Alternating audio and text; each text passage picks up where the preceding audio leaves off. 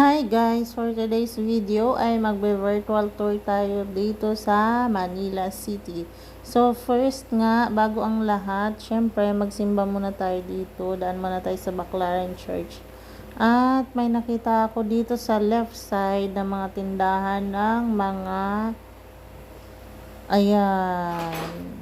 ayan, bili muna ako dyan. Tapos bumili lang ako dyan ng dalawang item.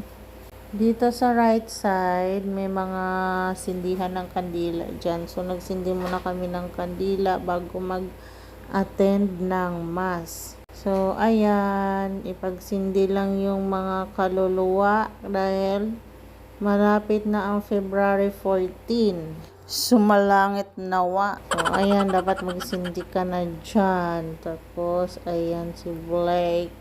So, akala niya birthday, iniipan yung mga kandila. Tapos, ayan, punta na tayo doon sa ating...